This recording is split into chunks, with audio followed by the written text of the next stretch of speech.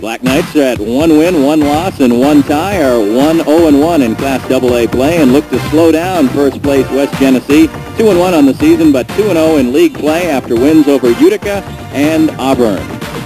RFA football here on WTUV is brought to you by Trilla's Insurance Center, personalized and experienced service, 113 West Dominic Street in Rome. Sid Stockholm Ford, high-quality satisfaction service, Upper Black River Boulevard. By Kosher Brothers Oil Company, your full-service station, auto parts store, and oil deliveries, Upper Black River Boulevard at Ridge Mills. Jack's Cleaners, with 30 years of experience in dry cleaning, 2 locations, Black River Boulevard, next to McDonald's, and 403 West Dominic Street. By Rome Country Club, with complete Nautilus facilities, 18-hole golf, and racquetball, Route 69 West in Rome. And by the Video Works. Ask for Crazy Video and the best deal on video rentals, 309 North James Street in Rome. I'm Danny Klinkscale, and joining me with the color commentary tonight is Doug Meese. And Doug, if the Black Knights are serious about getting a league title, they better get things started tonight. Well, this is a big game for them. It's a road game. It's going to be a tough one. West Genesee, perhaps with a little momentum going now. They've got a couple league wins under their belt. RFA struggling a little bit after last week's tie, so should be an interesting contest. RFA has only scored 21 points in their 2 league games. Their backfield has been kind of battered up for them a little bit. That has been a key. Obviously, they're looking for a little more offense tonight. Well, I think they'll continue to mix the pass and the run. They seem to be able to keep the defense off balance, but just unable to get some points on the board. Last week, some drop passes, I think, was the key in the offensive game plan. They had some people open, some passes on target, just couldn't make the first downs when they needed to. Tom Hoke hasn't really been that happy with his defensive play either. He hasn't seen the kind of intensity I think he'd like to see. He says it hasn't been real RFA defense. Well, I think it's tradition to see RFA just swarm on defense, and it really hasn't been there, whether it's because of some of the injuries, whether it's because of just a lack of intensity. We'll see what happens here tonight. It's a big game. RFA knows they're going to have their back to the wall here. They can't afford to lose a league game here at this point in the season. West Genesee has won their first 2 league games, but the opposition hasn't been all that difficult, and frankly, they're a little worried coming into this game as to whether they have enough size and enough offensive firepower to hang with RFA. Well, nobody's going to come out and say that they're going to be able to stay right with RFA. You don't want to give RFA anything to fight with or fight for. So I think the West Genesee staff is wise in saying that they're down and they're really afraid of Rome, as opposed to going out and maybe blowing your horn a little bit and getting the other team riled up. So it'll be interesting to see how good they are and see how Rome stacks up against them. And we'll be back to further preview tonight's game right after this. Schuss Ski Shop, owned by experienced skiers. Ask about cross-country and downhill ski packages. 8388 Elmer Hill Road in Rome. Knutson's Auto and John Deere dealership, your Detroit connection. Buy for less on Erie Boulevard West. Engelbert's Jewelers, downtown Rome in the Hartford Shopping Center. By Williams and Graves, insurance needs for over 50 years at 301 North Washington Street in Rome. Quality Inn of Rome with live entertainment in the Gazebo Lounge and the Shalimar Restaurant located at Erie Boulevard and James Street. And Small World Boutique with ladies' clothes sizes 3 to 11, 208 North Madison Street in Rome. And the 2 teams are coming on the field right now. And one thing you can look at as well, Doug Meese, the fact that Genesee doesn't have the numbers that RFA does. You look at their squad out there, they can barely form a full circle when they're doing calisthenics, and they have a lot more players who are going both ways, and attrition could really become a factor. Well, that's true. The physical part of the game is going to be a big part of it. It'll be interesting just to see if RFA tries to grind some yardage out offensively, try to play ball control type offense, maybe not worry about the big play as much, and try to wear them down so they can, come out in the second half. That's something that West Genesee has really tried to do. They've averaged 70 plays a game for their 3 games, but last week they only scored 1 offensive touchdown. 2 came on interception returns, so we could see a low-scoring game. If it's not a low-scoring game, you'd figure that would be in Rome's favor. Well, I think that's true. It's going to be interesting just what kind of offense RFA can muster. We've seen them just been unable to score points, and if they can come out here and have a decent showing in the early part of the game, I think that'll give them a lot of confidence, and they should be able to control the football game if they control the offensive line. Well, RFA's playing on the road, but they've got just about as many fans here as West Genesee, and so they'll have such good support behind them. And we'll be back for the opening kickoff of tonight's RFA football game against West Genesee right after this. The opening kickoff here in tonight's Class AA game between Rome Free Academy and West Genesee High School. As you see the teams gathering out there, the captains are about to go out to the center of the field. And the game hasn't even started yet, Doug, and we've already had some action, and we'll see if the call holds up. The referee threw a flag on West Genesee for taking too long to come out and coming out late for the football game, a delay of game penalty. Well, we had the Star Spangled Banner. We had the band out on the field. The cheerleaders were out. RFA was standing underneath the goalpost at their end of the field, and West Genesee was very slow in coming out of the school or gymnasium to come out for the start of play. And the referee, well, actually what happened was head coach Tom Holcomb walking over to the officials. They both looked at their watches, and the flag went down.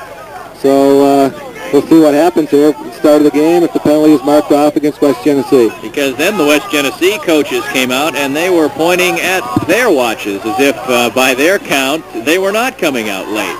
So we'll have to wait and see whether that is indeed an important factor. It probably won't be that important a factor, but 5 yards in the opening kickoff, is it worth West Genesee perhaps trying to psych out RFA if they were trying to do that? Well, you don't know if it was a ploy or what it is, but one thing it's definitely done is you can see the head coach is talking to the officials, and they're already into the ball game. They're already on the officials, so you know it's got somebody with some feelings one way or the other. Rome will receive. They won the toss. So RFA with just 21 points in 2 football games in Class AA, looking to crank up their offense. We should be looking really at a ball control game tonight, I would think, Doug. West Genesee has tried to control the ball in their games and feature the running game behind their powerful fullback Randy Conrad, and RFA has not had that much success when they've tried to mix it up. Well, that's true. It seems like they can't get into a rhythm offensively. RFA's normal strategy is run the ball until somebody stops you, then go to the air, and it really hasn't been the case this season. They've been mixing the pass and the run, trying to take advantage of defensive backs at times.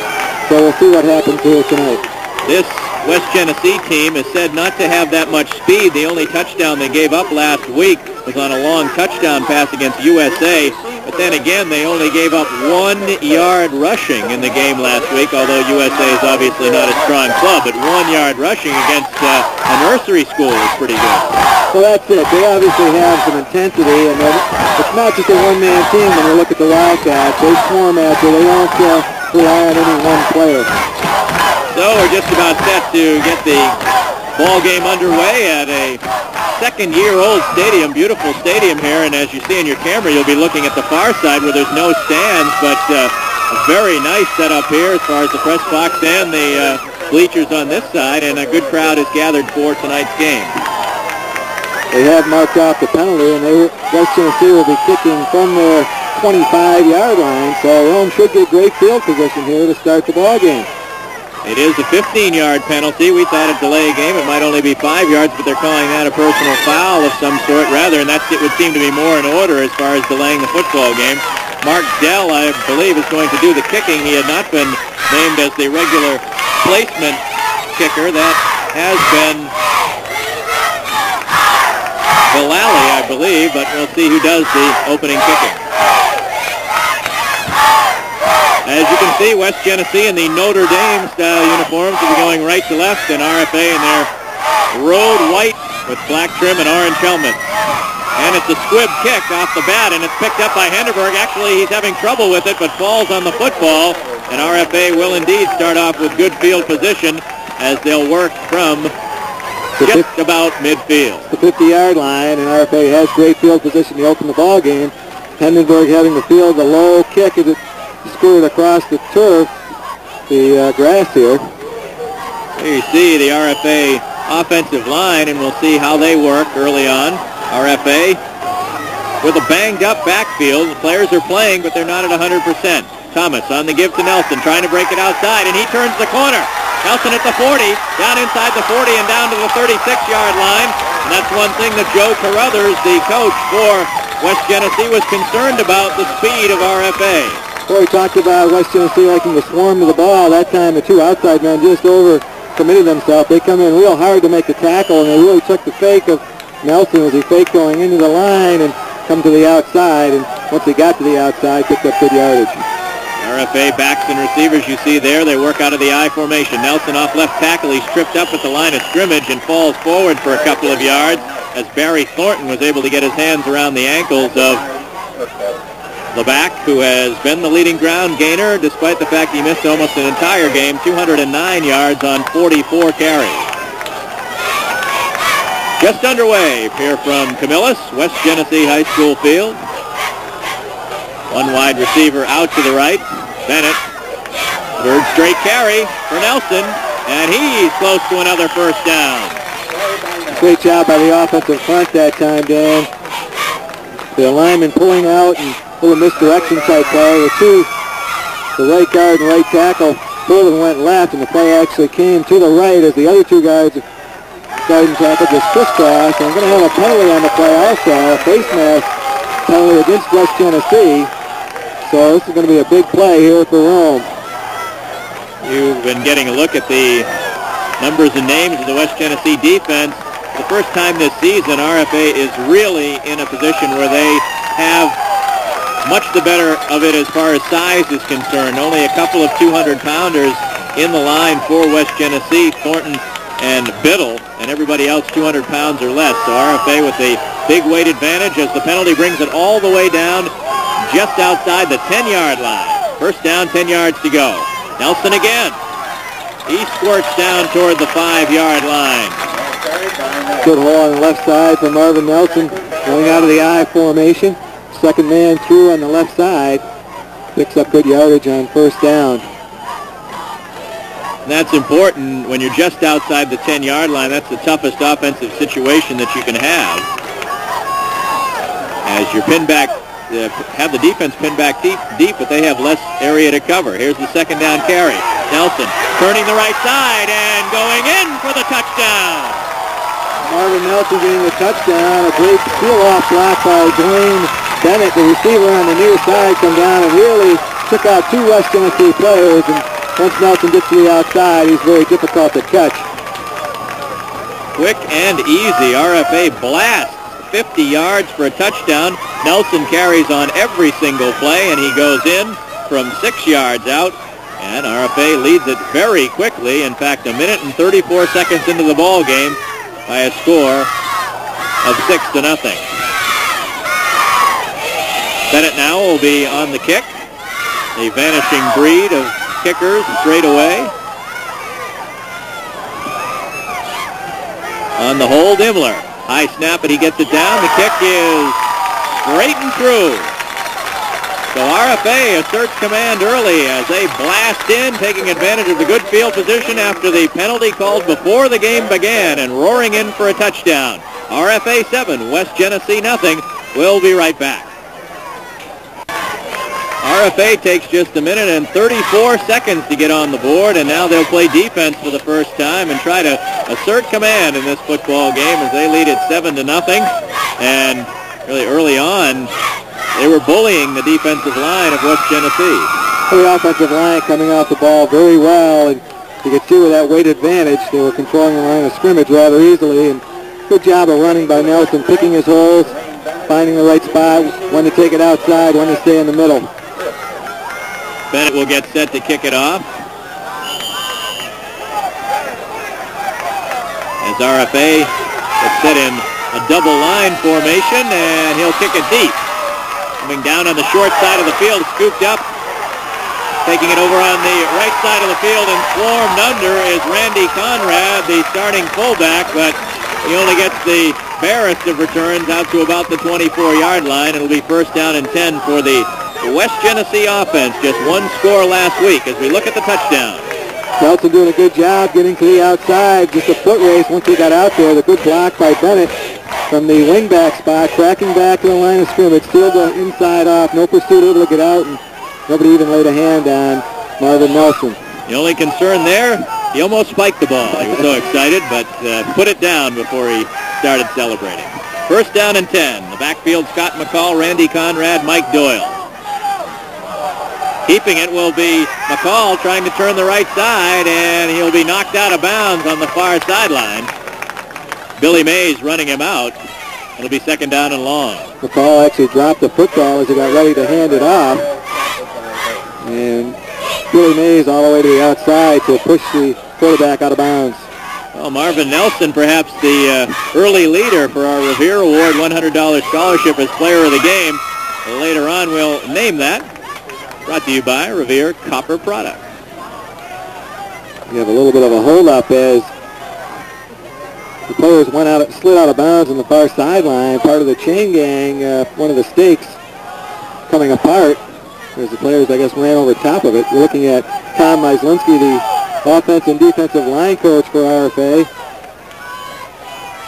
Next Saturday, of course, it will be RFA against Henninger. That's when the broadcast will come your way. As we continue to bring you RFA football here on WTUV Sports, and glad to do so. I think the chain gang, they panicked over there. They headed for the hills, and they finally got things set. It'll be a second down and just over 10 yards to go. From the 26-yard line, McCall, the senior, with a man in motion. Doyle.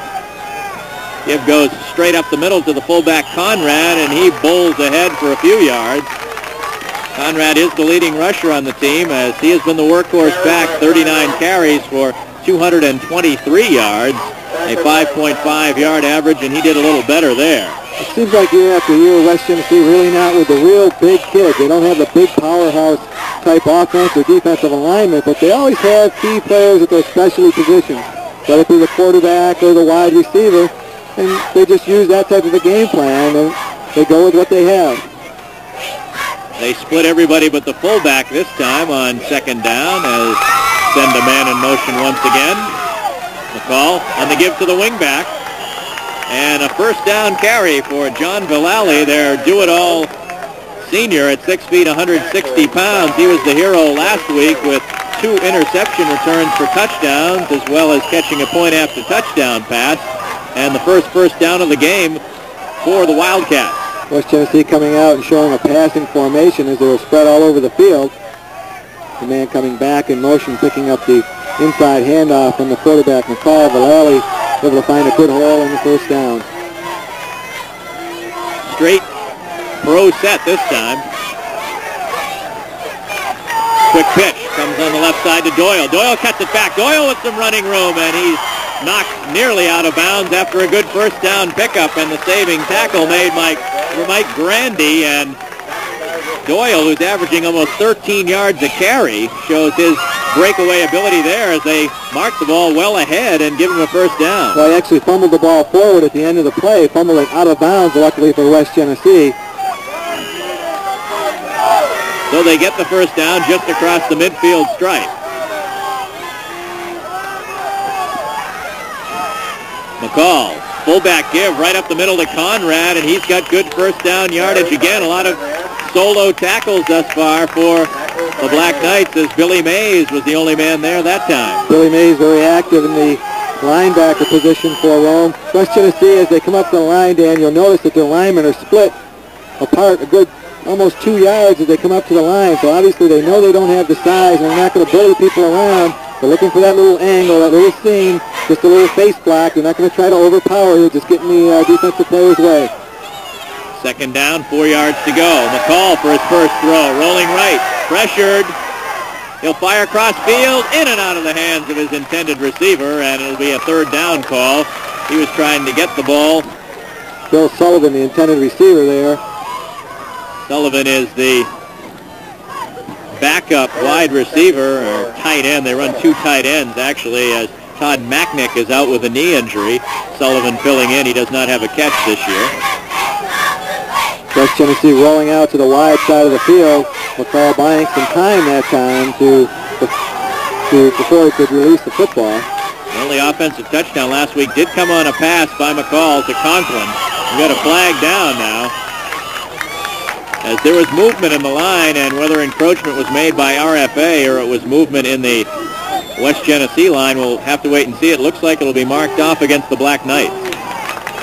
One of the people right up tight to the football as Rome went to 3 down linemen and moved them in very tight, jumping off sides.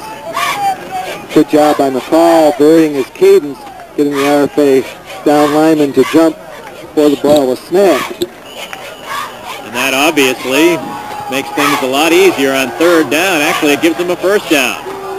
First down just inside the 40-yard line. Here's the give to Doyle, and he slammed down at the line of scrimmage. Big hit there. Bob Griffin in on the play, the second leading tackler for the Black Knights. Second down and 10. Sometimes after you make a mistake like that, jumping off sides, you can fire one another up in the defensive huddle. 7 minutes, 27 seconds to go here in the opening period. West Genesee trying to respond to the Black Knights' lightning strike off the start as they scored in 6 plays after the opening kickoff. Big defensive play there. John Fiotti, a player making the play for Rome, submarining the ball carrier.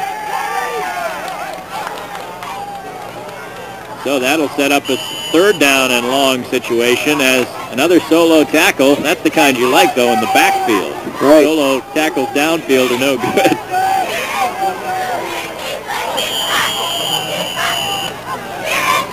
We get a whistle there. Did we get a timeout call? I think we have an equipment timeout is what we have. Assistant official's timeout is an adjustment to one of the West Genesee players' shoulder pads.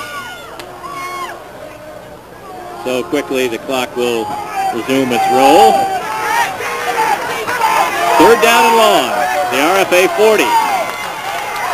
McCall has only one back remaining, the fullback Conrad. He rolls right. He's running out of time, and he's running out of the pocket. And he's close to a first down. A little more aggressive effort by McCall would have gotten the first down, but he's right at the stick. We'll see where they mark the football. His forward progress perhaps will give him the first down yardage. They're already moving the sticks, and it is another West Genesee first down as McCall improvising there, and obviously they're going to use rollout action just about every time.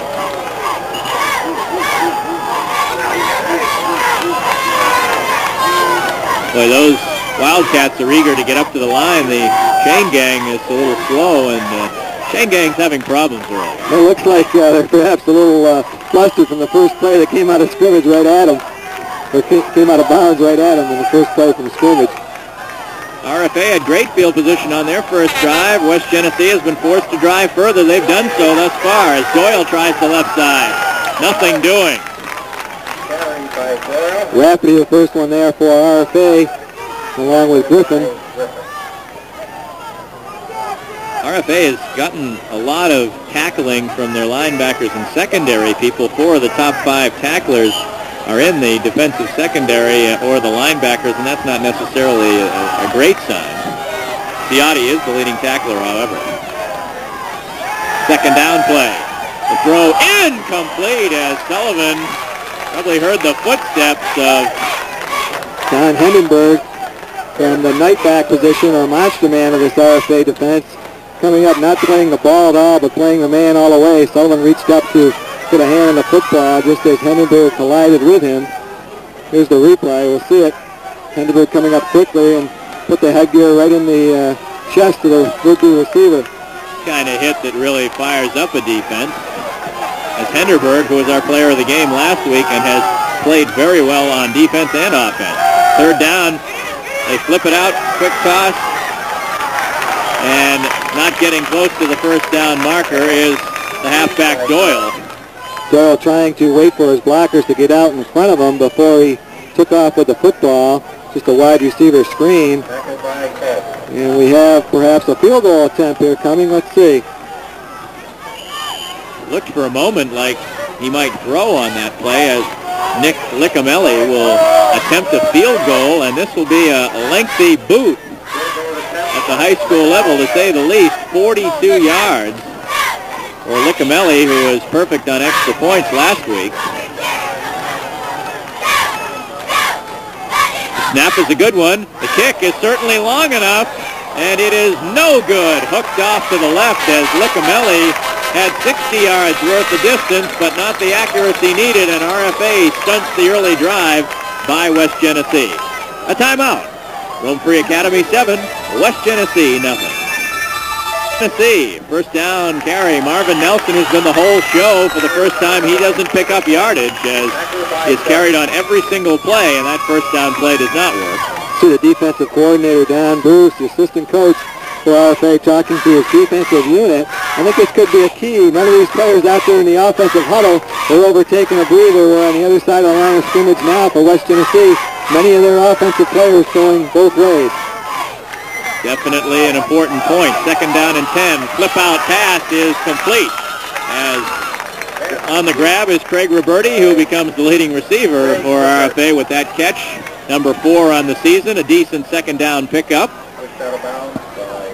A timeout. Rome Free Academy 7, West Genesee nothing. Genesee, first down carry. Marvin Nelson has been the whole show. For the first time, he doesn't pick up yardage as he's carried on every single play, and that first down play does not work. To the defensive coordinator, Don Bruce, the assistant coach for RFA, talking to his defensive unit. I think this could be a key. None of these players out there in the offensive huddle are overtaking a breather. We're on the other side of the line of scrimmage now for West Genesee. Many of their offensive players going both ways. Definitely an important point. Second down and 10. Flip out pass is complete. As on the grab is Craig Roberti, who becomes the leading receiver for RFA with that catch. Number 4 on the season. A decent second down pickup. Roberti coming to the near sideline as Diudo took off straight up the football field, clearing out the zone. A good pass, right on target by Thomas. RFA faced with their first long yardage situations with the football, and they did go to the throw. It looked like they might never have to throw the football in the first play, but now they're set with a third down and 6. Let's see how they'll approach it. Thomas is back. He guns it down the middle, overthrowing the intended receiver, Roberti, again, and the Black Knights will be forced to punt. Thomas perhaps trying to throw the ball a little too hard that time, dropping back and trying to hit the tight end coming across the middle as he came through the zone coverage of the West Genesee Wildcats. Thomas just led him by a stride too much. So Grandy will be set back to punt. Bill Christ will be the single setback, single deep receiver.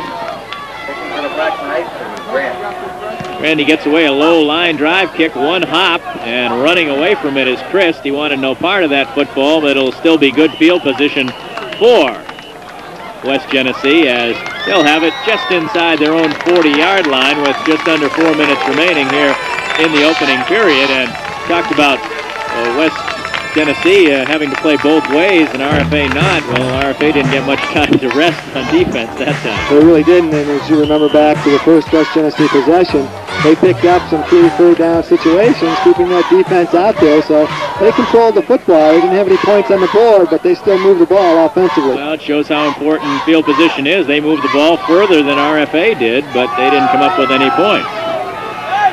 First down, down the line. They give to the fullback Conrad, carrying the pack for 4 yards. Conrad doing a good job as he got to the line of scrimmage. His hole is actually sealed off, just bounced to the outside before John Thomas dragged him down. Conrad, one of the players with good size for West Genesee at 6 feet and 205 pounds. And West Genesee has looked good on offense thus far. They were worried about their offensive production coming in. Second down, 6 yards to go. Back to throw and lobbing it down the middle. The receiver was open for McCall, but he was pressured once again out of good rollout action after a very good fake, but the ball falls incomplete. McCall having his man open, but overthrowing him and just laying that pass out there. Luckily, that ball wasn't picked off as it just fluttered and hung up in the air. No room for Academy player or Wildcat player could get under it. Of course, we'll be giving that Revere Award, a $100 scholarship to the player of the game. We'll name that right at the end of the game. Brought to you by Revere Copper Products. Third down situation now. McCall gunning deep and incomplete as good coverage on the play from Grandy as they were trying to get it to Mike King. And it's incomplete, and teams will now trade punts. RFA unable to get any pressure on the quarterback as we look at assistant coach Tom Myslinski. A little exercise. We expected maybe a grinded out type of game. We haven't seen that this far, Doug. No, both teams not afraid to put the ball in the air here. And West Genesee just getting the right number of players out into the huddle now. You see Mike Doyle join the huddle for West Genesee. And he's sort of necessary, seeing as he's the punter. He'll kick it away. And it's a high, fine punt as Diuto will signal for a fair catch and take it to his knees at the 25-yard line, where RFA will have it first down and 10. The Black Knights lead it by a score of 7-0, and we'll have more football right after this. It's come to the line of scrimmage, starting their third offensive set. Nelson, cut back, but he's finding the going a little tougher here in the second and third series. Biddle piling off the bottom of the pile as is one of the defensive standouts for the Wildcats. Also there, Barry Thornton for the Wildcats. Not much room that time for Marvin Nelson. Thornton is the leading tackler, and Biddle is right behind him in the first three games.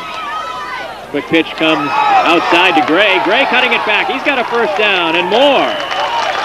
Out across the 40-yard line. So Gray checking into the lineup. Eric Gray able to take the sweep, the quick pitch, whatever you want to call it, to the near sideline and pick up good yardage. West Genesee lines up in their defensive alignment, and they have 5 down linemen. It looks like they could be susceptible to the outside game. RFA not afraid to either go with a quick pitch or a sweep, something that they've always done. As you look at Art Newman, the Renfrew Academy ball boy. Gray has been banged up thus far this season, hasn't had that much chance to get into the action, but a nice carry there. Split backs for the Black Knights this time. Nelson, 3 times in a row he's been stuffed pretty well by the Wildcats, as perhaps the reason why Gray was able to get loose. They looked around and didn't see Nelson out there, as he's limping off the field a little bit right now, that same tender ankle.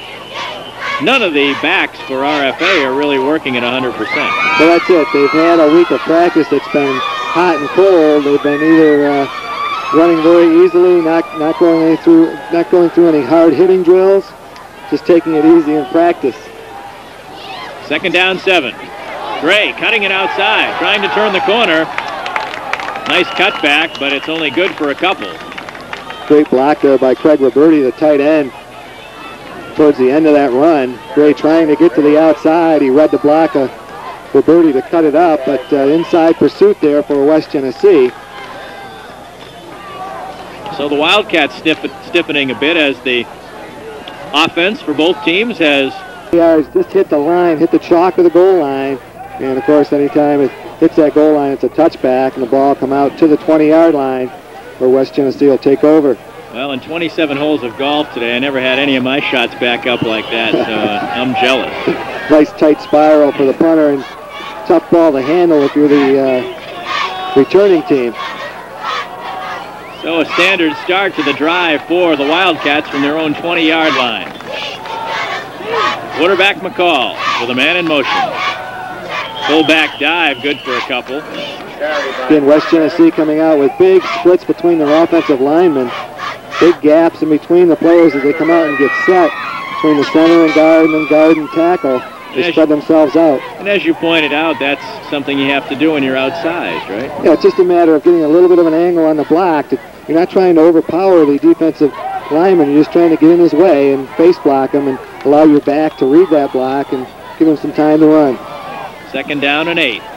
McCall will try the sweep this time. There's no room outside. Good pursuit by Healy on the play, as that one is good for just about nothing.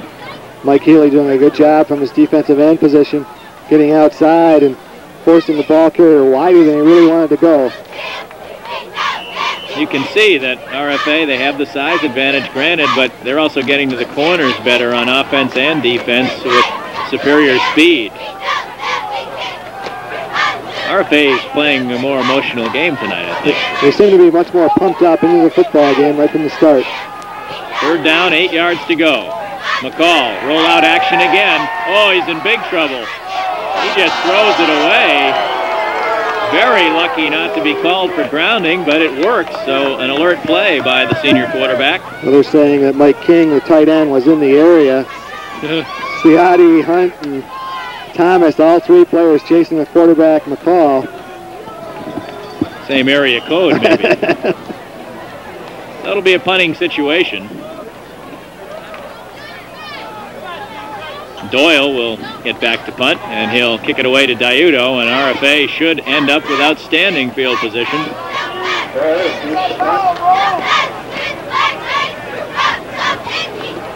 Snap is a good one. He's going to fake. Doyle is ripping away from a tackle, and he's going to make it. He's got one man to beat and just knocked out of bounds by Diudo. A very daring play by the Wildcats, and it pays off as a couple of broken tackles. The key to Doyle getting a first down out near midfield. 4th down and 7 from your own 22. That's a tough play to call, but Doyle, running back, once he got to the outside, he broke a tackle. Brian Norcross coming up to try to make the tackle, just slowed him up. Doyle with a good head and shoulders fake, got to the outside, and just stepped out of bounds in front of the Rome Free Academy bench. Well, just like another team with gold helmets, Florida State with a big fake punt earlier this season in college football. Trick play, that was a straight run, and it worked. First down, McCall, rolling to his right. Looking downfield, the throw is caught, I do believe. Yes, it is a catch by Sullivan inside RFA territory. A nice catch by Sullivan. The ball thrown down low around his ankles. Went down after the football. The quarterback, McCall, in the dead run to his right. The receiver running the same way as we see the replay of the fake punt. Good job by Doyle getting to the outside, and once he got outside, very difficult man to bring down. Diudo saved the touchdown for the moment anyway. And for the second time, RFA has jumped into the neutral zone, and that'll be good for a first down. McCall must be altering that cadence.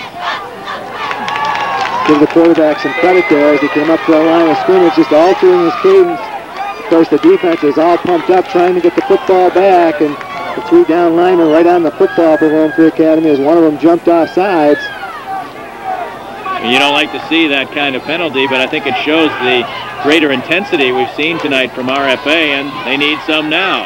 From the 43-yard line, 1st and 10 for the Wildcats. The fullback, Conrad, rumbles near a first down. Conrad breaking the tackle of Billy Mays, picking up additional yardage. He'll be just shy of a first down. About the best offensive situation in the world, 2nd down and 1. 9:50 to go here in period number 2. RFA with a 7-0 lead.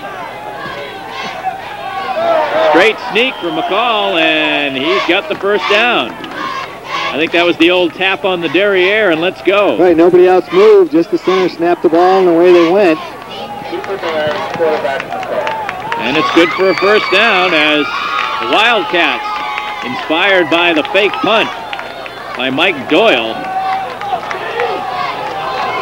are trying to knot up this football game. They've still got a ways to go from the 30. Both of their offensive drives have started when they've had the worst field position. Barreling straight ahead, Doyle. Another first down for the Wildcats. We talked about RFA playing with a little more enthusiasm, some inspiring play here now by the Wildcats is Mike Doyle, the man that made it all happen on the fake punt, going straight ahead. And RFA is going to take a timeout here, perhaps to try to break some momentum that's building. The RFA defense back on their heels a little bit as the fake punt has inspired the Wildcats, as RFA had seemingly taken control of the football game until that play. 9:20 to go here in period number 2. RFA scoring early, about as early as you can, as they took advantage of a 15-yard penalty before play even began. The squib kick from West Genesee, and RFA took over at the 50, and they rammed it in. Nelson on every single carry. Since then, the RFA offense has been stymied, but so had West Genesee until they went to a very big gamble. That play really could have turned the game around both ways. That's right, if RFA is able to stop them. And the thing is, it was 4th down and 7. It wasn't like it was 4th down and 2 or 3. It was a big game that they needed. And I guess that's the time to pull it when you're least going to expect it.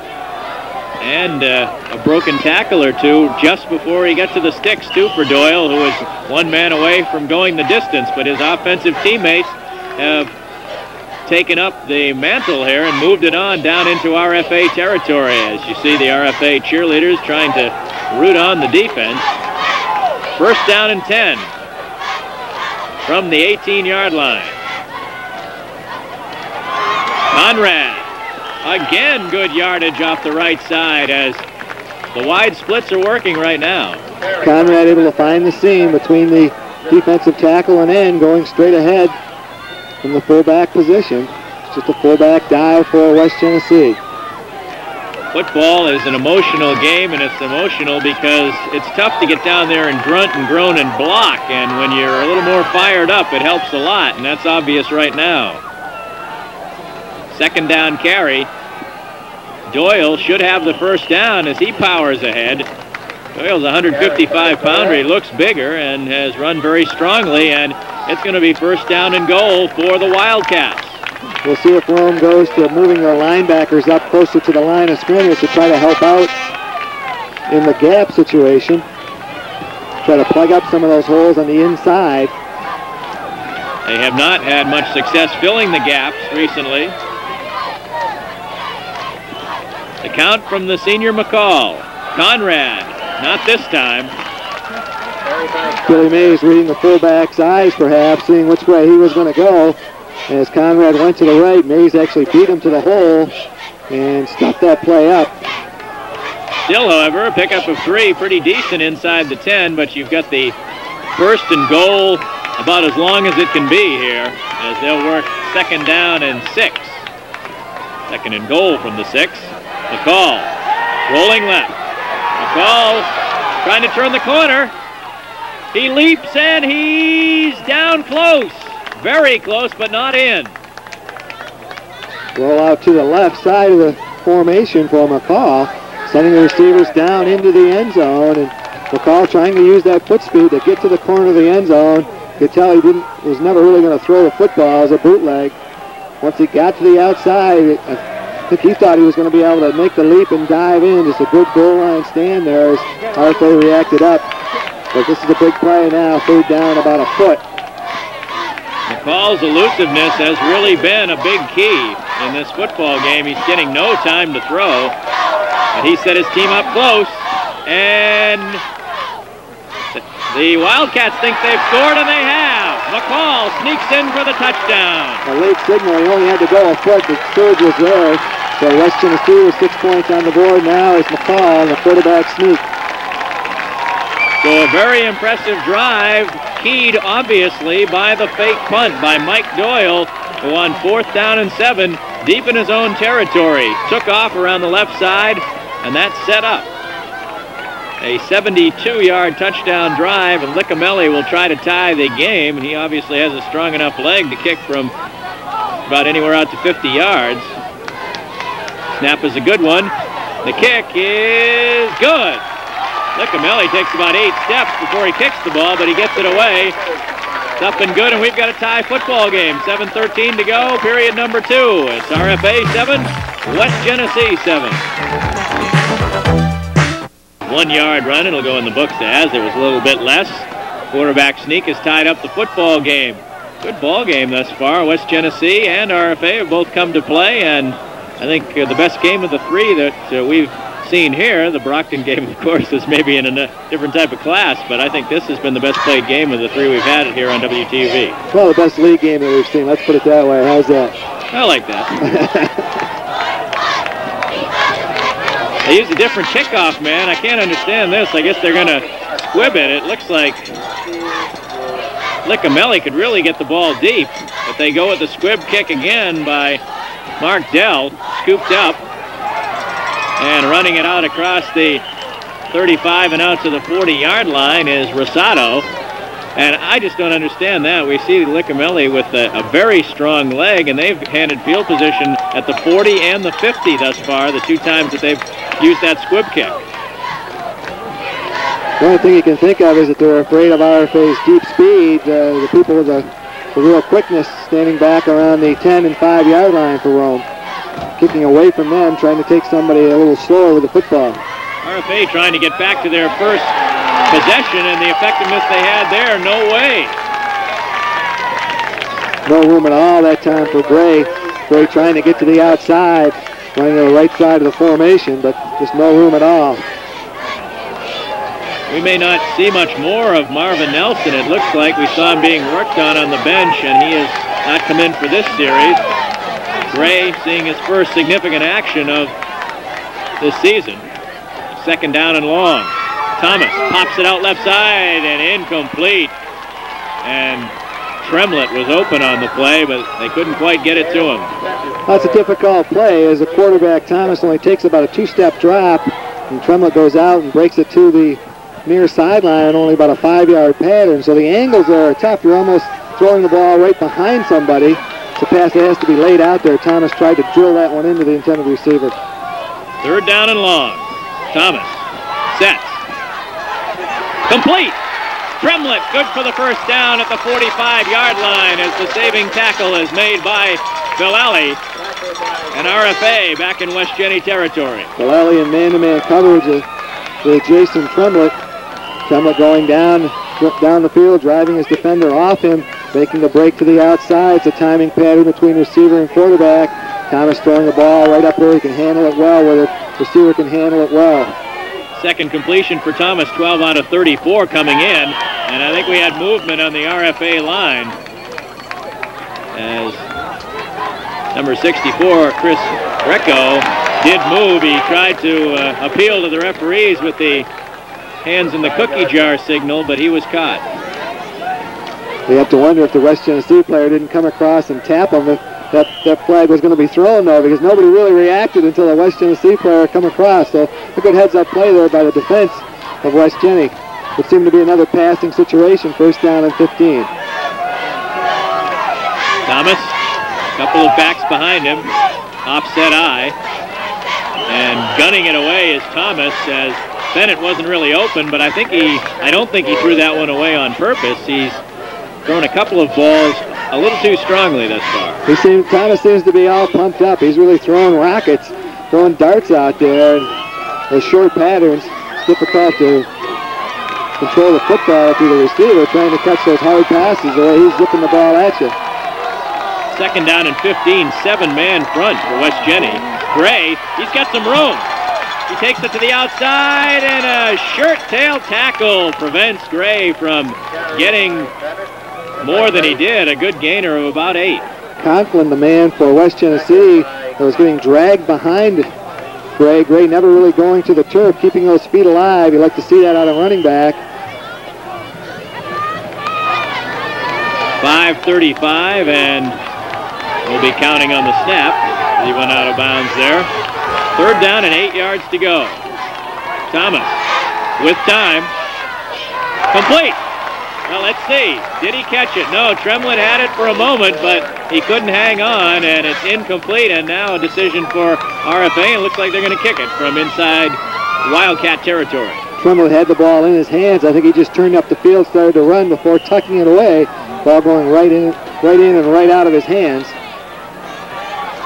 So it'll be Grandee ready to kick it away with Christ in deep formation.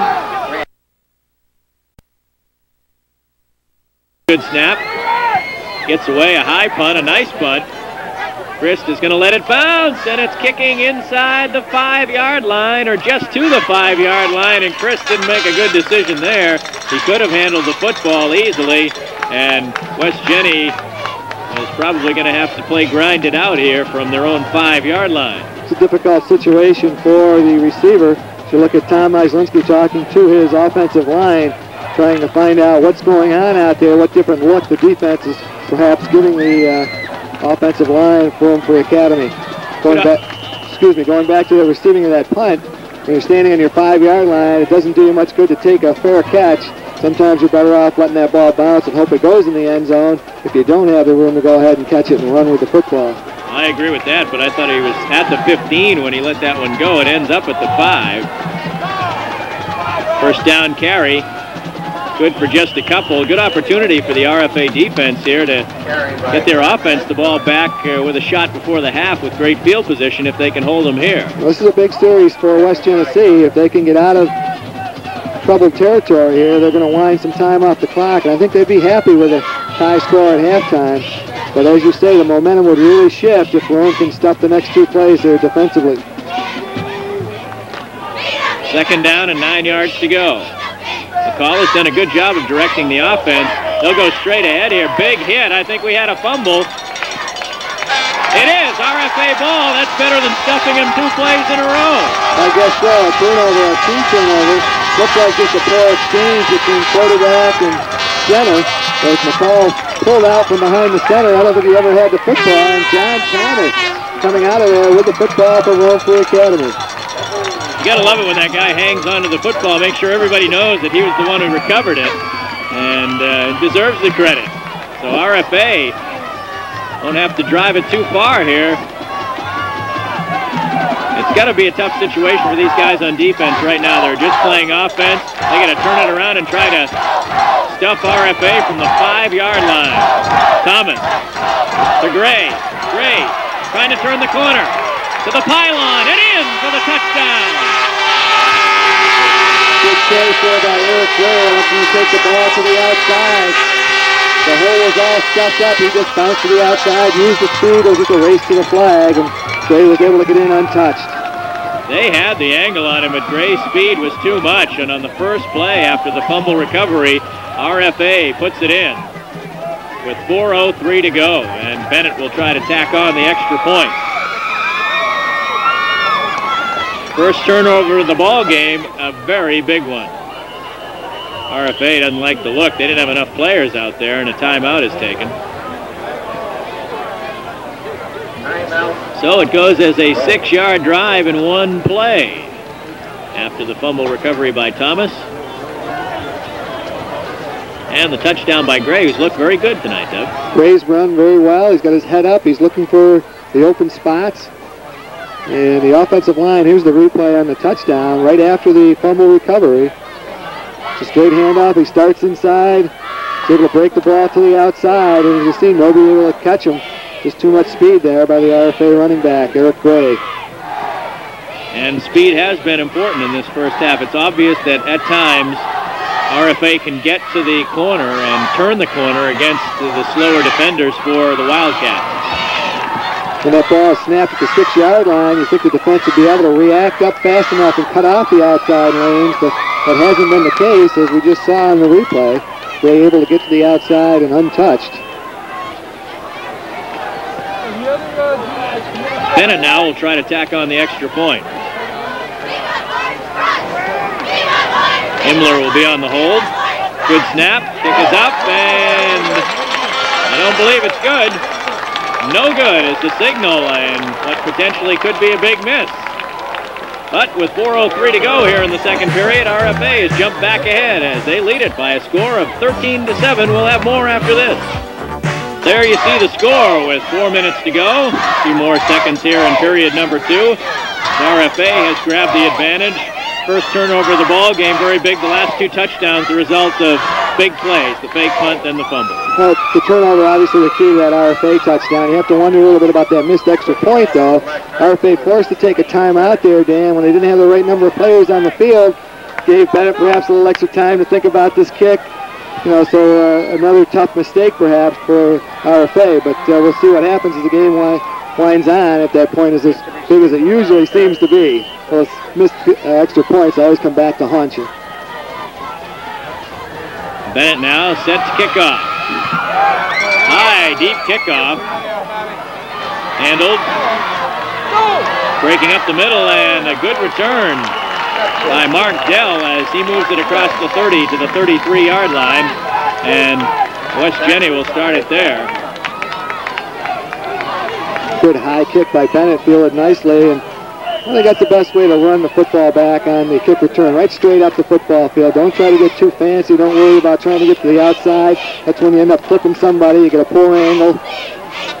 Right, and maybe once in a season you're going to break one if you try to break it outside, but you're going to do your team more good time after time by getting as much as you can. First down And the carry by tailback that time, I do believe, Doyle. So it'll be a pickup of just a couple. Second down and 8 to go. Mike Ripley coming up from the cornerback spot to make the tackle there, but again, it was a missed tackle at the point of contact. RFA having some problems with their intensity earlier in the season. They played much better here in this first half. Down the line, McCall on the option, good for a couple. Play gained a couple yards, but not a bad job defensively there as the defensive end, Healy taking the quarterback all the way. Ripley, the cornerback, coming up to take the pitch man all the way. So not a bad look defensively, even though the play gained a couple yards. It could have gone much further had those two players not been there, because the quarterback's going to pitch the ball back to the tailback on the option, and he could have got down this near sideline for some yardage. Wind starting to pick up here. Yes, my chart just went flying, especially since that was the first time they ran the option. Third down call now. McCall to throw. He's got a man, and is he inbounds? Yes, complete. Mike King on the reception inside RFA territory, and where's the replay official, I guess is what RFA would be saying. That was mighty close on the sidelines. You only need 1 foot in. Apparently he had it. A nice soft touch pass that time by McCall. McCall laying the ball out there as we see it. Just loops the ball over the defender's head, right into the receiver's hands. And as you saw, he was just in bounds. A good call by the official. From the 36, first down. Breaking it outside is Doyle, but that play didn't work the first time they tried to run it, and didn't work that time either, as excellent play on the outside by Hindenburg, who has really played outstanding defense. He seems to be all over the football field, and a lot of that is just where he lines up. Let's take another look at that reception on the sideline. As you see King, you see the sideline, and it looks like he's got the 1 foot down that he needed. Very close, and a good look at it there. Second down carry. Conrad, left side, and nothing doing. Good job of pursuing that time by the Rome Free Academy defense. Coming up quickly as the pitch was taken, trying to get to the outside was Conrad, and there was just no room. Looks like we're going to have a timeout call now for, let's see, equipment perhaps. So the referee is over talking to defensive coordinator Don Bruce on the far sideline. 1:29 to go here in the first half. A very exciting first half of football. Big plays, good defense, some hard hitting. Just about everything you could want in a high school football game. We see Marvin Nelson in the foreground walking out of the camera now. We haven't seen him since they were working on his left ankle. That's Griffin getting some attention from the trainer. Third down play now, third and almost a full 10. McCall getting out of trouble. He's got a chance to run with it. Now running out of time and knocked out of bounds. McCall couldn't make up his mind, and we're going to have a flag on the play. I believe it's going to be intentional grounding. I didn't see him try to throw the football. There's a question of whether he threw the ball before he was down or not. The referee has picked his flag back up, stuffed it in the pocket. I think he's going to call it, though. I think what he's really done is saying that the ball is down. Well, he'll call the intentional grounding. It's also a loss of down. So it really didn't matter that much, as it was going to be fourth down anyway. RFA will get their hands on the football one more time, but somehow I don't think we're going to see a lot of offensive action, Doug.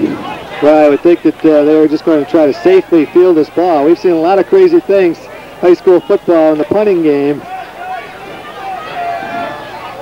Doyle on the deep punt formation. Of course, the last time he tried this, he faked it, but he's got about 22 yards to go. This time, they're going to try to throw down the middle. It's complete. Will he get to the marker?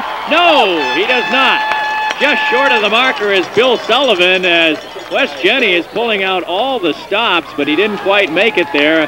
Pretty good gamble, really, with this much time left. Even if it doesn't work, RFA has to go a goodly distance for the touchdown that Sullivan just brought down. Randy Conrad, the up man, normally one of the people to block for the punter, field the snap and just loop the ball over to Sullivan, who was wide open. RFA had 3 people back deep, and I think they were looking for the possible fake and were able to react up quick enough before the first down was made.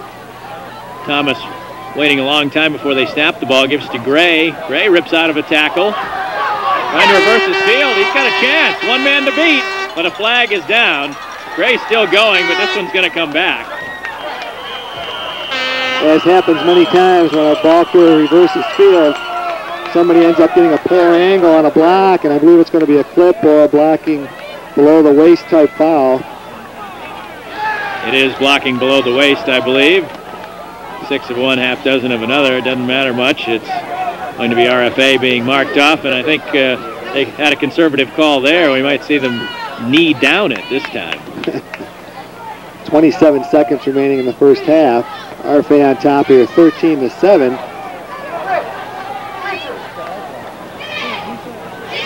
RFA taking the lead after a big turnover, a fumble on the exchange, and they score in a 6-yard touchdown by Gray after the teams had been tied at 7 for about 5 minutes. RFA scoring in the first period and West Genesee in the second period. West Genesee's touchdown after a fake punt, something they've tried twice. Both teams have really tried to mix things up offensively and defensively, have played with a lot of intensity as well. Outstanding football game thus far. First in a bundle. See if Thomas does anything. No, he's going to stoop down, and that'll be the last play of the first half. So time winds down here in period number 2 with the score. The RFA Black Knights 13 and West Genesee 7. We'll be back to wrap up the first half right after this.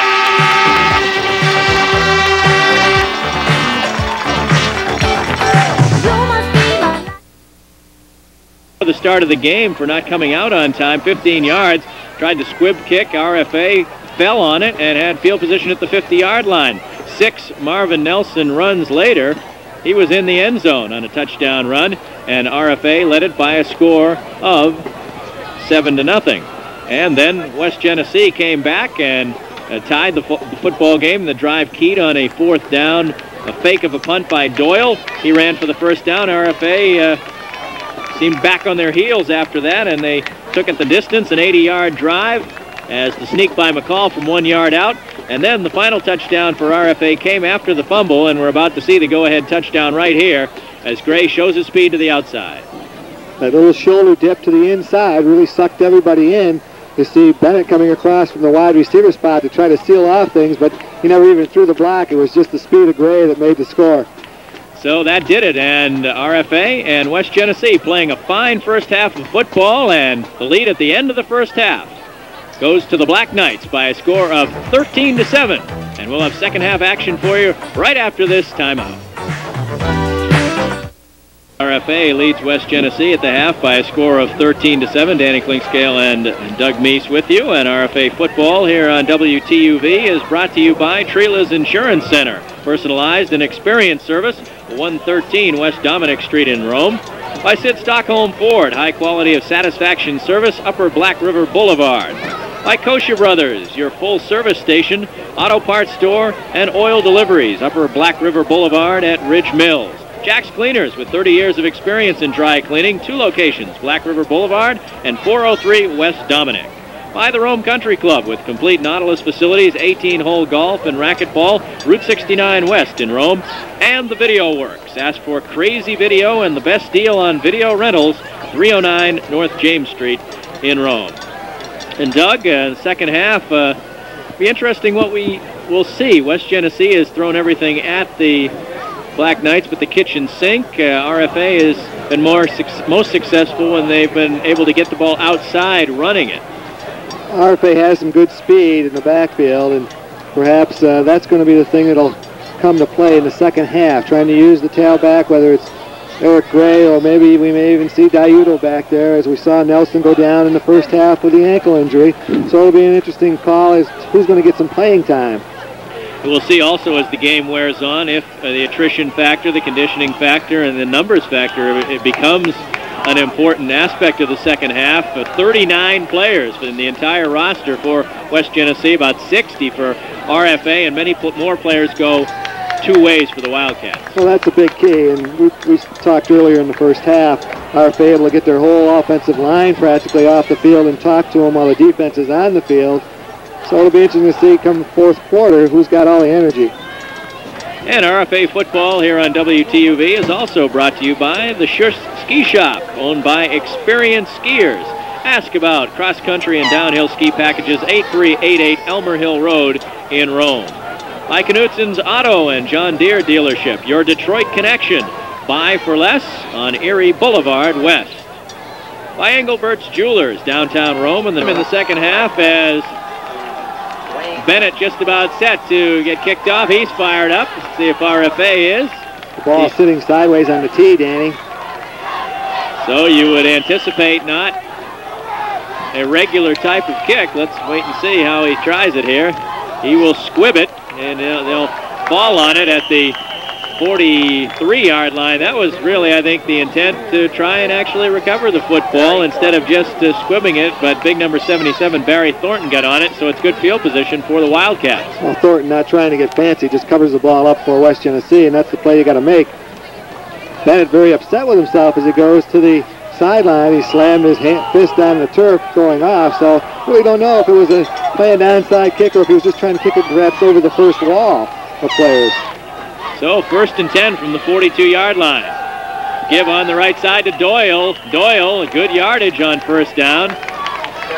Make that Conrad, the fullback. Conrad 44, Doyle 42. They did almost all the ball carrying in the first half, as you see the offensive line, which has worked from wide splits in an attempt to try to master the bigger RFA defensive line, which they've done at times, as on that first down carry. 2nd down and 5, almost to midfield.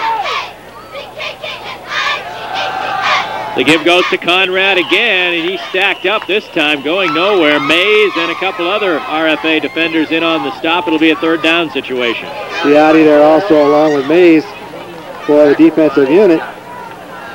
See assistant coach Dan Bruce signaling in the defensive signs from the far sideline. Interesting play call here, as the Wildcats were very diverse on offense in the first half. Looked like they tried to come out and establish the run game here, and they'll do it again. Doyle, right side. Doyle close to the first down. I do believe he has it, as it looks like West Genesee wants to get that ground game established and not get fancy here in the opening minute. Doyle, the halfback or tailback, taking a handoff in that I formation. He takes it very deep in the formation and really lets the play develop in front of him. He gets the ball to the outside and picks up first down yardage easily. Doyle, not the type of player that looks big or quick or overpowering, but it's taking 2 players to bring him down. At 155 pounds, Conrad at 205, the type of back you'd expect that from the 47-yard line. Long count for McCall. Give goes to Doyle. He'll be dumped for a loss. Good penetration that time by the inside people, and Mike Ripley, the cornerback, coming up very quickly, supporting that run. Ripley, the 3rd leading tackler on the club, coming in with 18 tackles in 3 games. Gets RFA off to a good start in this series of downs. 2nd down and 13 just inside the midfield stripe. McCall was very theatrical in the first half, able to get away from pressure, and he had pressure on almost every throwing attempt. 1 back remaining. Doyle in motion. McCall back to throw. Pressured again. Fires incomplete down the left side.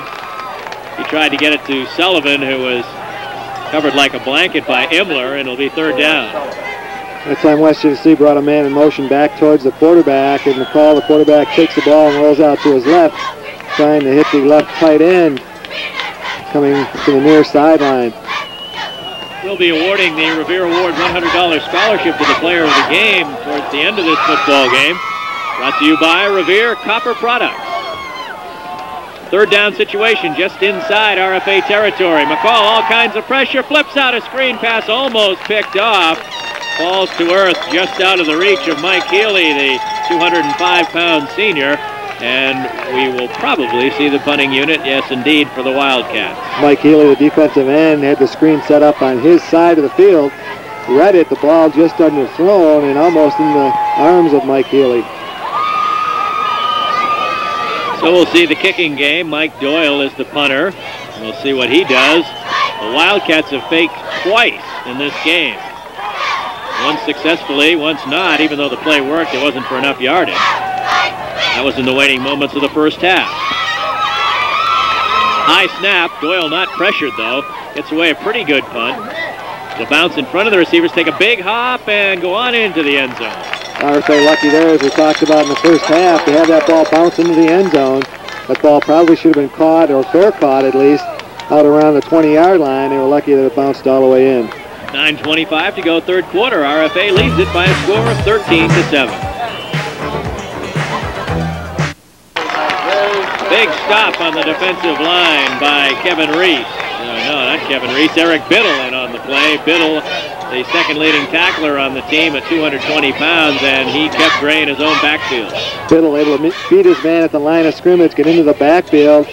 Both arms right around the waist of Gray and throw him to the turf.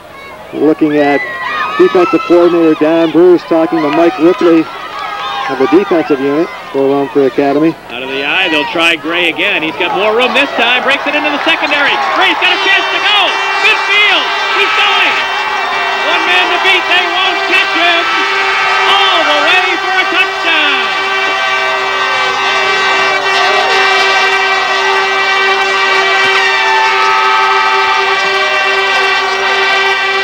Eric Gray carrying that ball in just one hand and high-stepping his way through the line of scrimmage. Just a great cutback on the play. Once he got into the secondary, he just took off and nobody was going to catch him. 83 yards for Eric Gray. Stopped on first down, not on second down, and RFA now with a working margin of 19-7 as let's see what they will try for the extra point here. They missed the last one, and they may indeed be trying for two here, and they will go for two. I'd look for Rome perhaps to just go to the outside here. Thomas back to throw. Thomas looking, firing in the corner. It's complete to Tremlett for the 2 points. Good job by Thomas.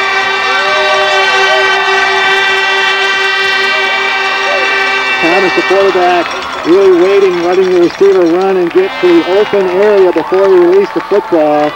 And a nice soft touch on the pass that time from Thomas to Tremlett for the 2-point conversion. So RFA gets the point back, and they lead it by the conventional 21-7 as they start off as they did in the first half with a bang. RFA 21, West Genesee 7.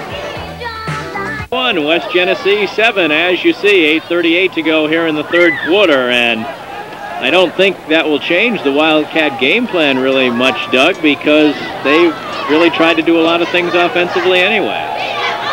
No, I don't think it's going to change what they're going to try to do offensively either, Danny.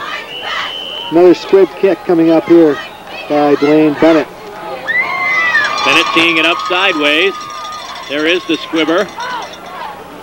Picked up and returned almost to midfield as squib kicking has been less than wildly successful as Mark Delge returns it into RFA territory, or just shy of RFA territory. Here's a replay of the touchdown.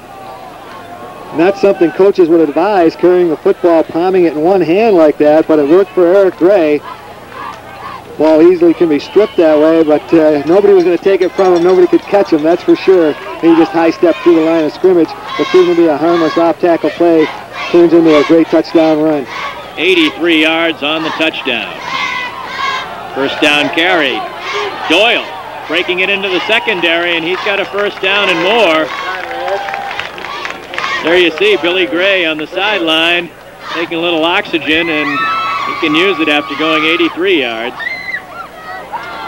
Happy guy who hasn't been able to play that much due to injury and getting the chance in this game because Nelson can't go with the sore ankle, and he really showed breakaway speed that time. Gray, too, also been banged up here in the early part of the season. Looks great today. 1st and 10 for McCall and the Wildcats.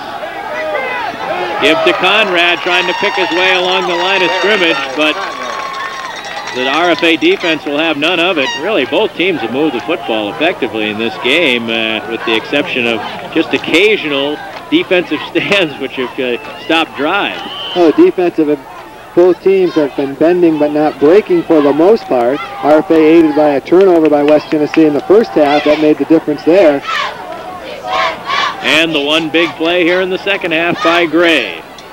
Second down, McCall flips it down the middle. It's incomplete. Sullivan can't hold on. An incomplete pass, players scrambling around after it because the incomplete call didn't come right away. They thought it might have been a fumble, but it will go as an incompletion. It'll be third down and long.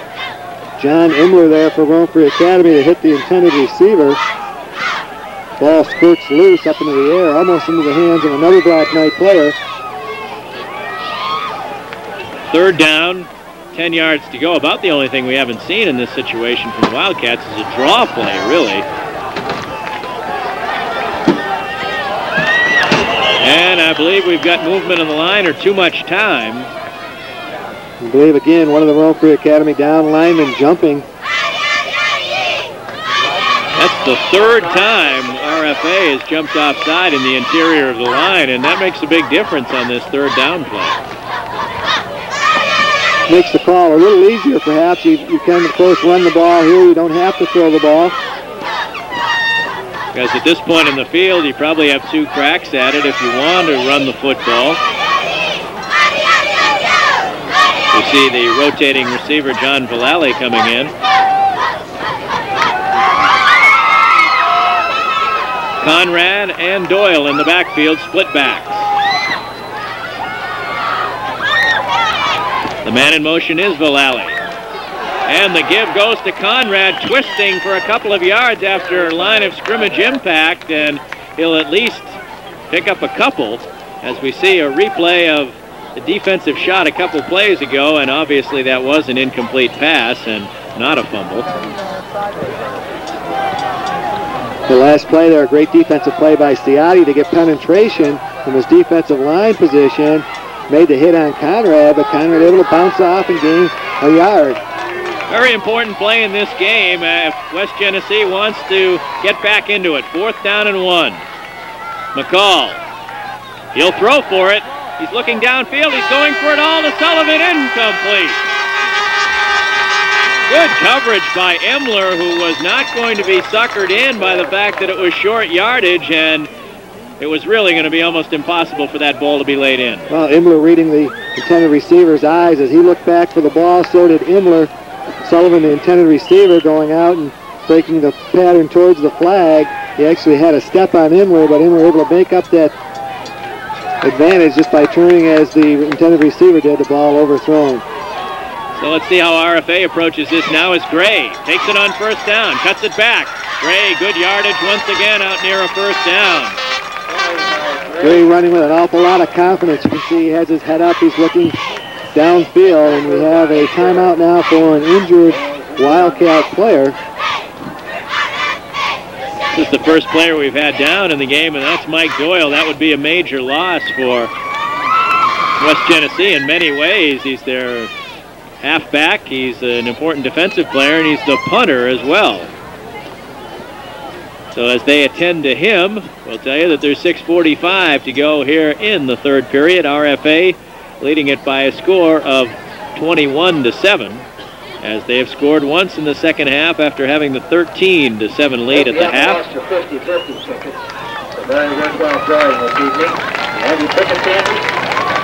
As Doyle will be taken up.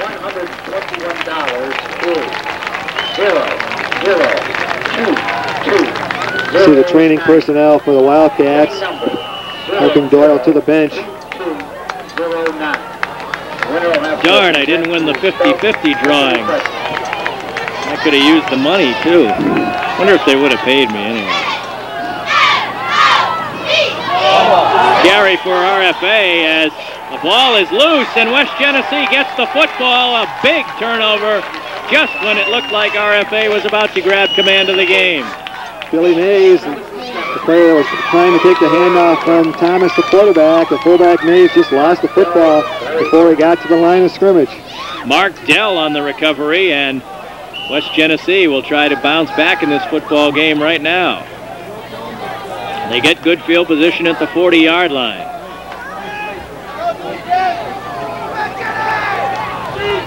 Conrad, the lone remaining setback on first down. A 5-man RFA front.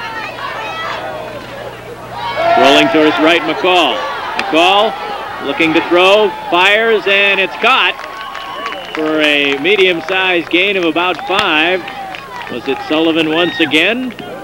It is Sullivan, Dan, and stopped there by the RFA Black Knights. Hindenburg and Mays both in on the tackles. You see a replay of that turnover. Mays never tucking the ball away. The fullback never really getting control of the football on the handoff. And there you see Dell with the recovery as well. Good shot of that fumble recovery. The give goes to Conrad. Conrad slicing off the right side, close to a first down. Good cutback by the 205-pounder. Picks up another first down for the Wildcats. I mean, we're not that late in this game right now, but after that turnover, it would be a big letdown for West Genesee if they don't get something out of this drive, down by a couple touchdowns. Well, that's it, and it's interesting that they're not going to the air. You can see that West Genesee is not panicked. They're just going to go ahead and stay with their game plan and try to mount some offense. 5:18 still to go here in the third period. Give off the left side to the man who replaced Mike Doyle in the backfield. Doyle still being attended to on the sideline as Christ on the carry, and he gets a good first down chunk of yardage, about 5. It'll be second down and 5. West Genesee has been able to attack this defensive group for RFA straight ahead. They haven't had a lot of success trying to run the ball wide on sweeps. McCall, on the other hand, the quarterback, has been able to roll out and find some running room. Doyle just about to return to the game as McCall works with the single setback, Conrad. Now he gives it to the tight end on the inside reverse, King. King breaks 4 or 5 tackles, and he gets the first down. Mike King, strong running, and he nets field position inside the 20-yard line for the Wildcats. King actually hit at the line of scrimmage and just kept both hands on the football, kept his knees up high, and kept running for that goal line, able to churn out some yardage. Inside the 20 now, the Wildcats. Split backfield. Conrad trying to take it outside. He's gang tackled after a couple.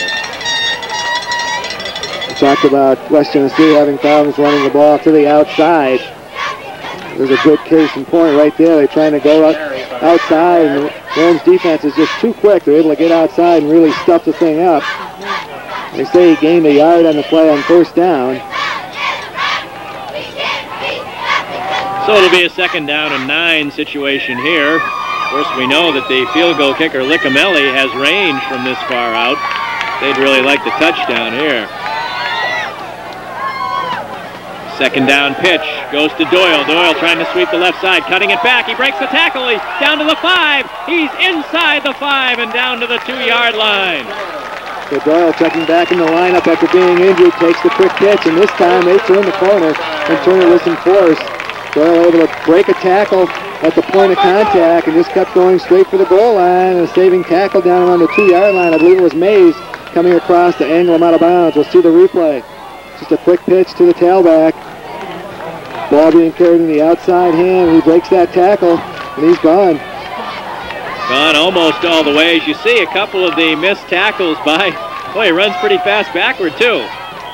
And the first down carry, a sneak by McCall again, and he'll get down close but not in. As RFA has not tackled well on this drive. On the tight end reverse and on that play, not very good tackling. And the sneak comes up a little short as McCall may just do it again. He's about a foot away. He has the only touchdown for the Wildcats. McCall with wide split backs. McCall gives on the right side, and thrown back is Conrad, and he did not get in. I believe it's Billy Mays there for RFA. RFA in their goal line defense. Everybody taking a man, and Conrad's man, and that was Billy Mays, and they were head up one another going straight ahead, and Mays won that battle. Conrad trying to overpower Billy Mays, but he was able to stand him up straight. Well, the Football's almost touching the chalk here, about as close as you can get. McCall brings them out. The backs are split wide. The give goes to Conrad, and he's in for the touchdown. West Genesee going to the right side once again, and it's Conrad, the fullback, powering over. He had to go that 1 foot, and he made that one. Each team has only one turnover in the football game, and each time it is turned into a touchdown for the opponents. That's a 40-yard drive for the Wildcats. And they'll try to tack on the extra point now with Liccamelli as they switch the line over. The snap is a good one. It's down. Liccamelli's kick is up, and it is good. So the 40-yard drive capped off by Conrad's run from the 1, and we've got a football game once again. 2:35 to go here in the third period. It's RFA 21, West Genesee 14. United cheerleaders for the Wildcats and their student body revved up a little bit as big turnover in the football game, the fumble, as RFA had the working margin and the football and the chance to maybe put together a drive, run the clock, and get command of the football game, but that turned it around. The momentum now becoming swinging over to the side of the West Genesee Wildcats. It looked like RFA was going to, as you said, really take control of the game, and that turnover really hurting RFA's momentum here in this game. Let's see how they approach the kick this time. They've handed RFA, the Wildcats have outstanding field position on each occasion by squib kicking. When they have Liccamelli, it looks like he could get to the goal line with a kick. But they are afraid of the lack of speed that they have on the return team. As Mark Dell gets set to kick it. Dell hammers the squib kick. This is a better one. Grabbed on a line. Bring it up the middle, and a great return out across the 35-yard line as Chris Burr grabs it. And doesn't seem to matter what the Wildcats try. That was a great line drive kick, and Burr made a fine catch of it and a great return. Chris Burr, the senior, 5'10", 180 pounds, coming straight up the field and perhaps one block away from breaking that one all the way. RFA would like to crank up the ground game right now. 2:18 to go. It's like too many men on the field. Wasn't caught for West Genesee as Gray tries the left side. He cuts it back, and a couple of yards for Gray. Gray on the sweep to the left side, unable to turn that ball up the field. You don't gain much yardage when you run sideways. It's when you turn it up the field is when you pick up those yards. As you look at the RFA bench, the defensive team, that's Hunt and Ripley. Hunt, the nose guard for Rome Academy. Eric Gray, the 5'7", 155-pound senior, working out of the I formation. He gets the ball again off the right side, knocked down after a pickup of about 3. RFA trying to establish that. They haven't run well inside the tackles. Outside the ends, they've done very well. RFA with good speed out of that backfield, and now we have Dwayne Bennett checking into the lineup into the huddle for Rome Academy with the play from head coach Tom Hope. A big third down situation here. You'd like to pick up the first down, take some of that momentum away. There it is, the third down at about 6. Gray tries the left side. Gray cannot break the tackle, and a fourth down decision perhaps for RFA. I think they'll kick it away here. I think Rome will be forced to punt, try to kick the ball deep into West Genesee territory. 3 straight pitch plays to Gray as they wanted to establish that, and they couldn't get a first down out of it. So as we wind down to the third quarter, the ball and the momentum will be with the Wildcats if they can handle this punt return successfully.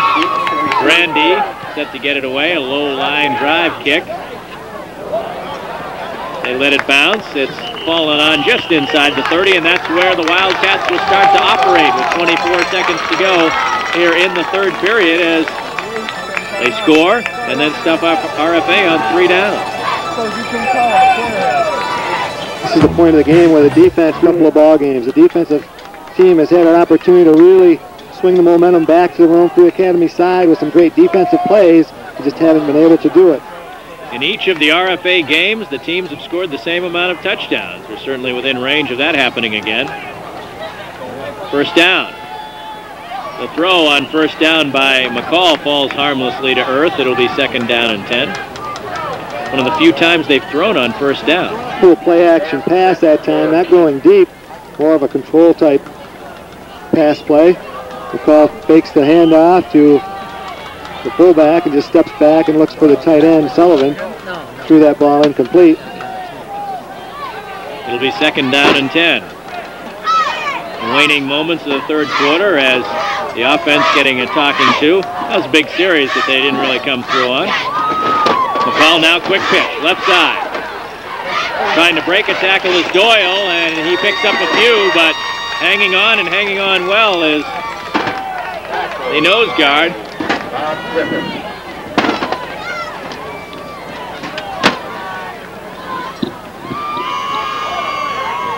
Walter Hunt able to come across and make the tackle, and that is the last play of the third quarter.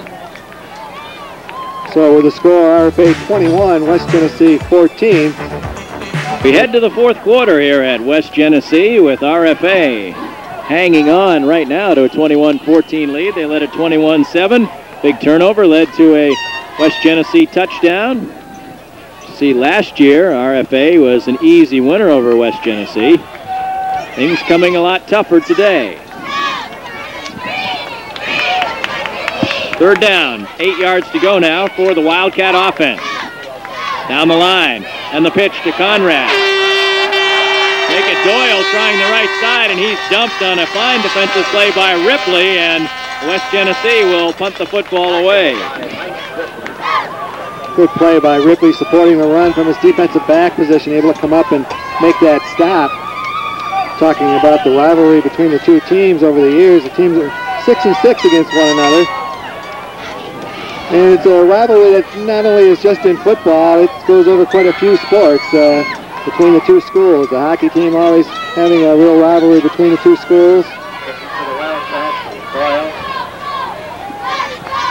Doyle will set the kick. It's a high snap. He gets it away. It's a pretty good punt, but it hangs up in the wind. It started off well, but seemed to die, and it kicks forward just across midfield, and the RFA offense, I think right here with something to prove at this point, that they can control the football and give their defense a little break.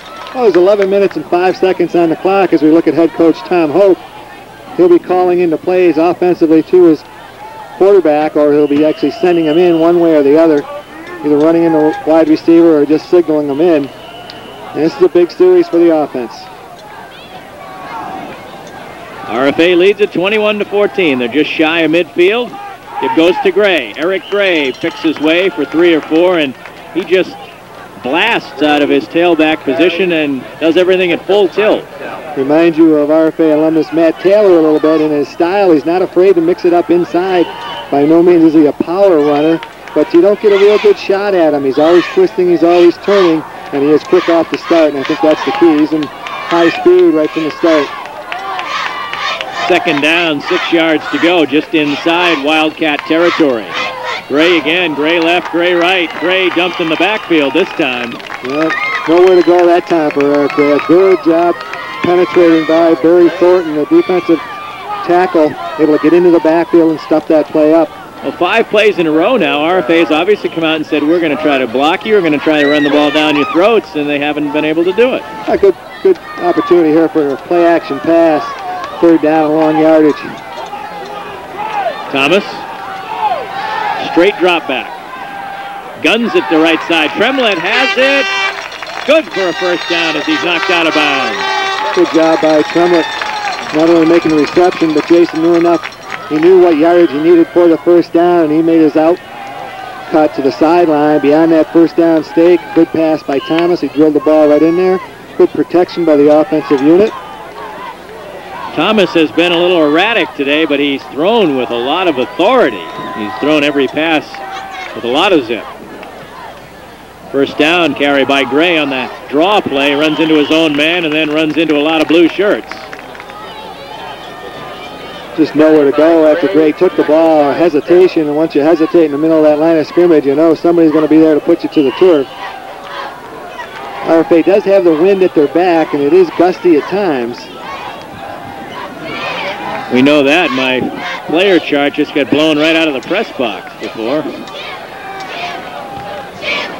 Fumble on the exchange again. Let's see. It looks like RFA was able to get it back. I believe the center, John Thomas, able to fall back on the football. But that changes things quite a bit for third down. It's second and long. It's third and a little longer. Third and 12. We're just about to get inside the 9-minute mark. Looking at Don Bruce, the assistant coach, the defensive coordinator from RFA Academy. From the 40. Thomas back to throw. Trying it deep, and Ayudo is out there, but the ball is not quite there as he broke on the go pattern. Thomas didn't give it enough air, and it'll be a fourth down situation. Thomas rushing the pass pattern a little bit. He pump faked and then released the football. Perhaps the pressure a little too much coming from the inside. Had he been able to really set up and let the play develop, he had a man wide open in Ayudo down the far sideline. So it'll be Grandy to kick it away, Chris to receive. Good snap. Good kick. Chris will let it hit. And it bounds on into the end zone. The best punts for the punters have come when they needed a little less yardage, as a matter of fact. Tough spot in the field for a punter. You've got a choice of either kicking the ball way up high or aiming for the coffin corner. And that one just a little too strong as the wind was at his back. So West Genesee will take over now with 8 minutes and 40 seconds to go and a lot of the football field to cover from their own 20-yard line.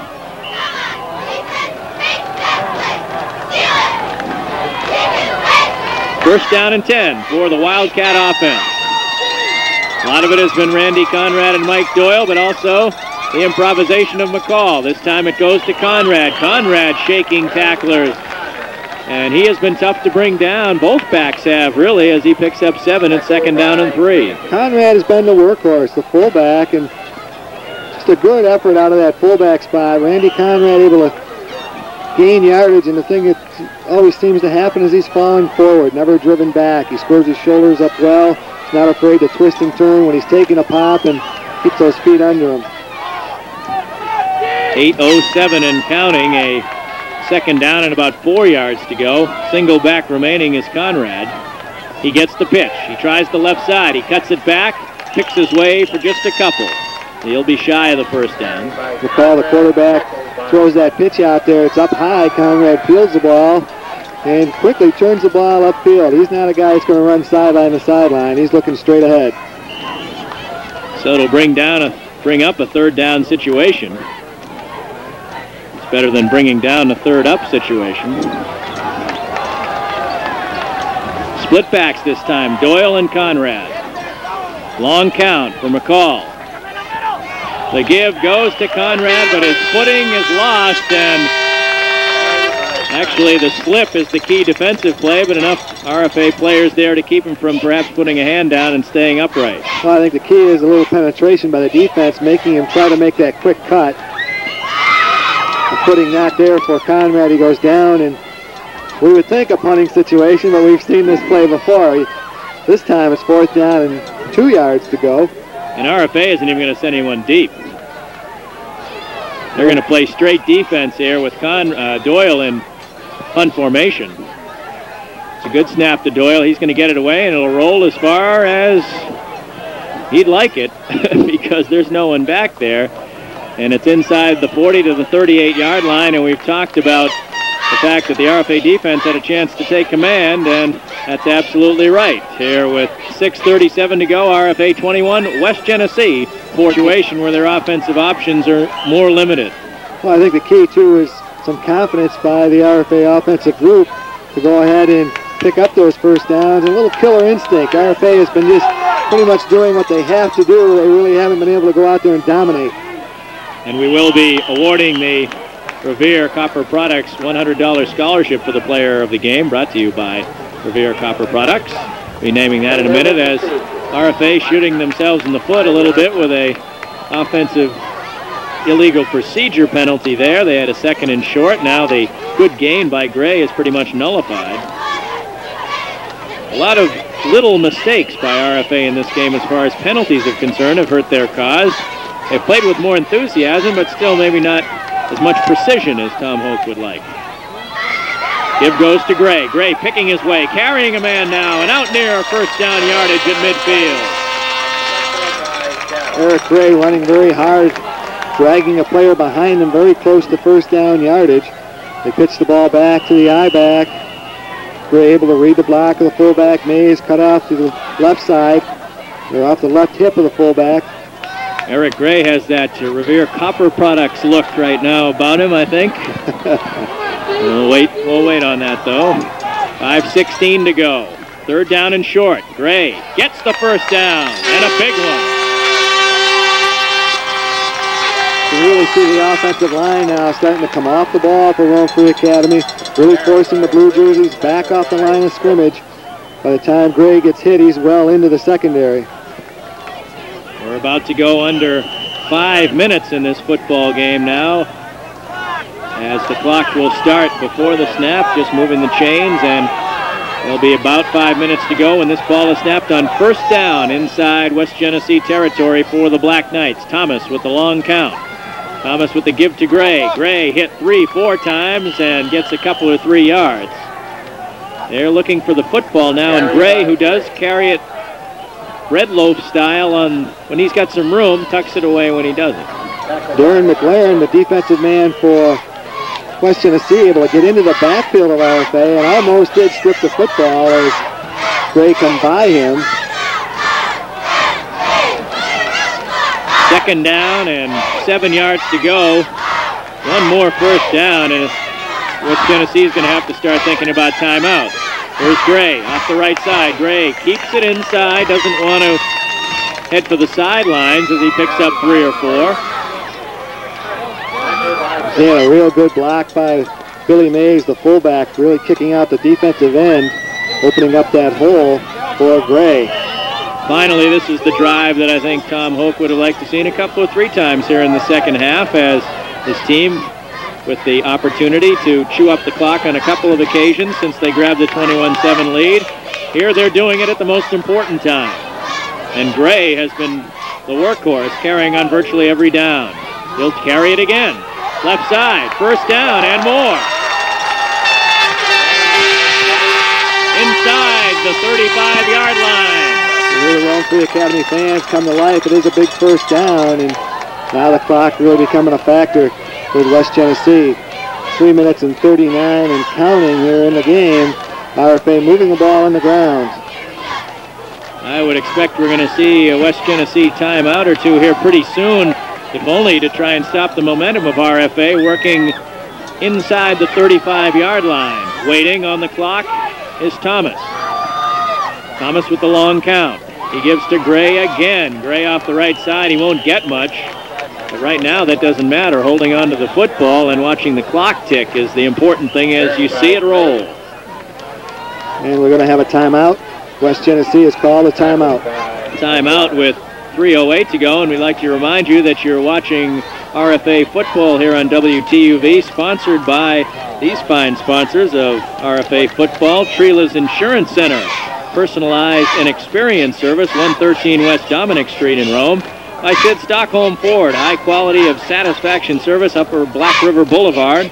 By Kosher Brothers Oil Company, your full service station, auto parts store and oil deliveries, Upper Black River Boulevard as well. Jack's Cleaners, with 30 years of experience in dry cleaning, 2 locations, Black River Boulevard, next to McDonald's, and also at West Dominic Street. The Rome Country Club, great golf course, complete Nautilus facilities, Route 69 West in Rome, and the Video Works. Ask for Crazy Video and the best deal on all your videos on James Street in Rome.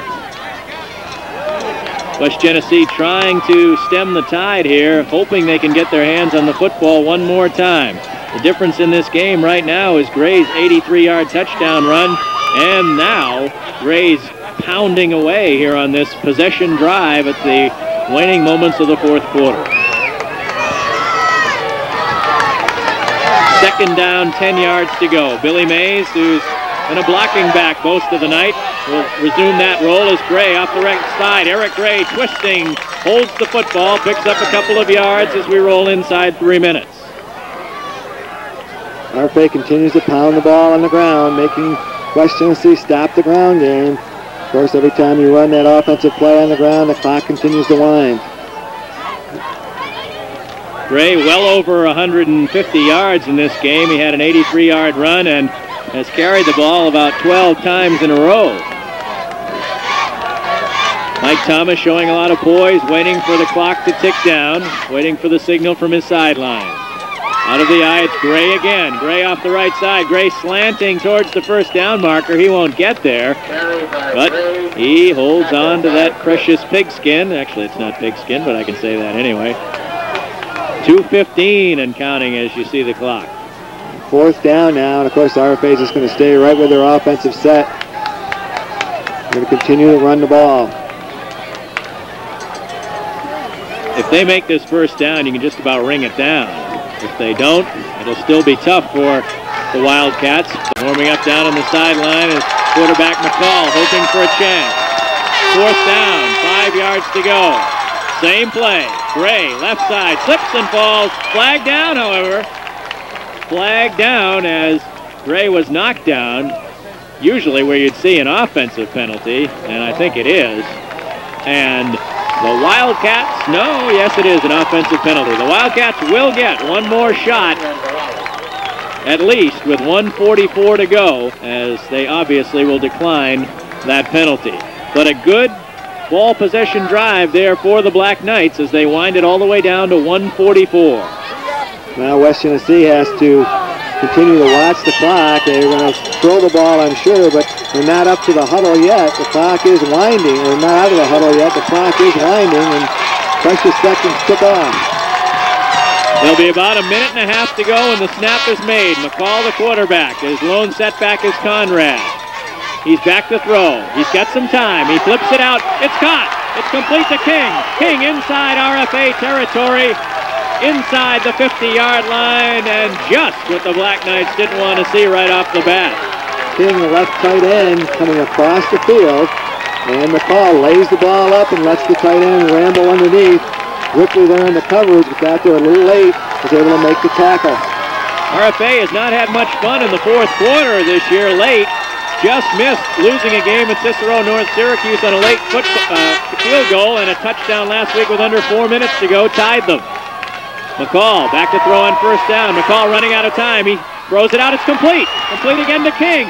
King's got a first down. King's down inside the 35-yard line and out of bounds at the 31. And what those two plays do is make it a situation where time is not as pressing as it was before for the Wildcats. Well, now you're definitely within striking distance, and the clock is stopped, of course, when the player runs out of bounds. First down for the Wildcats at the RFA 32-yard line. McCall, the quarterback. Give on the right side to Conrad. Conrad picks up 2 or 3, and you'd think they'd go for the quick timeout here, but they don't. I believe they have 2 remaining. You would think either a quick timeout or go with no huddle and just stop the clock. They do get up pretty quickly. We're down to 55 seconds to go from the 30-yard line. 2nd down and 7. Lone setback. Conrad back to throw. McCall being dragged down.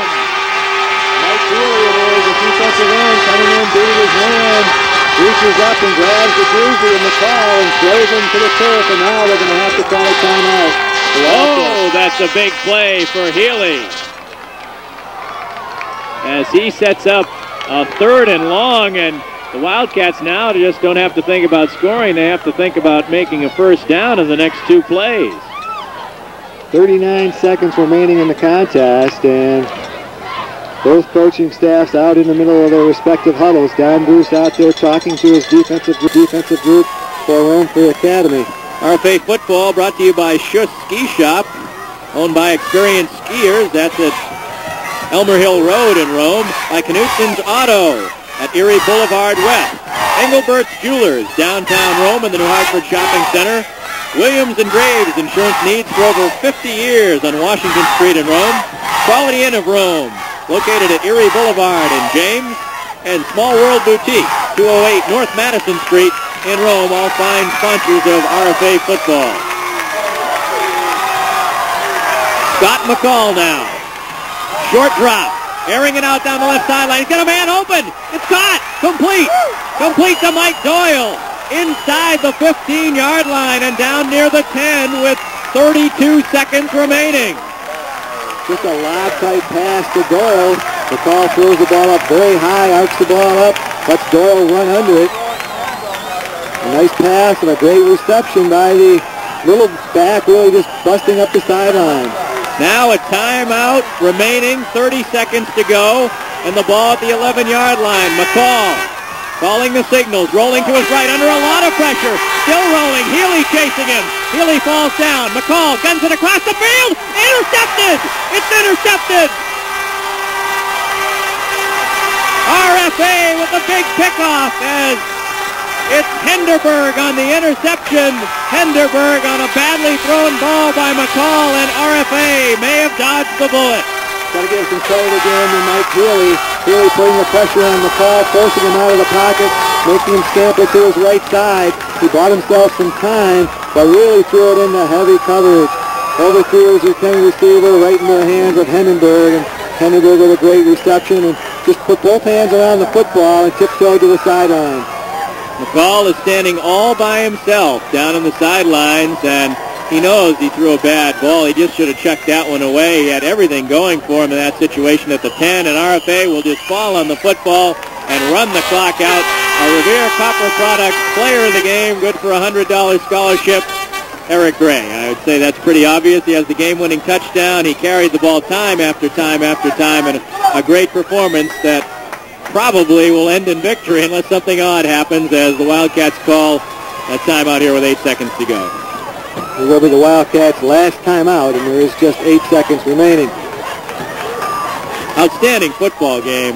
Very exciting game, and right down to the wire, and, you know, the kind of game where there you see for a moment the flashing, he's not quite that fast, figure of Eric Gray, who is the player of the game, the Revere Award Scholarship winner, but really an excellent football game, with both teams really pulling out all the stops in this one, and RFA is just not going to play any easy ones this year, I guess. Well, we talked before the game how even the league really is, all the close contests throughout the league. It's going to come down to that last week of league games to decide. Here's the game-winning touchdown for Eric Gray, hopping over coverage, carrying that ball like a loaf of bread, and then too much speed for anybody that West Genesee had. That gave RFA a 21-7 lead that held up as they snapped the ball one final time. The clock runs down, and that'll do it. RFA, 2 out of the last 3 games, has been able to hang on by the slenderest of margins against Cicero North Syracuse. A game-winning field goal 1 second after time ran out. This time around, an interception with the opponent's West Genesee on the 10-yard line, and RFA moves to 2-0-1 in the league, and they drop West Genesee to 2-1, and they're tied for first place now in league play. As you see, the fine technical crew that brought you tonight's game. And, boy, I don't know how much more Tom Hoke and his coaching staff is going to be able to stand of this, Doug Meese. It was definitely an exciting game, and right down to the wire again. Both offense and defense playing well for Rome Free Academy, but West Genesee just not giving up, Dan. I think that's a credit to the Wildcats. Certainly is. They're going to feel bad, and McCall's going to feel bad about that last throw, and it was a poor play by him, but after he drove his team down the field in frenetic fashion, they just come up short, and RFA gets the victory. Our player of the game, Eric Gray, and RFA, the final score for the final time, a winner by a score of 21-14. Good night, everybody.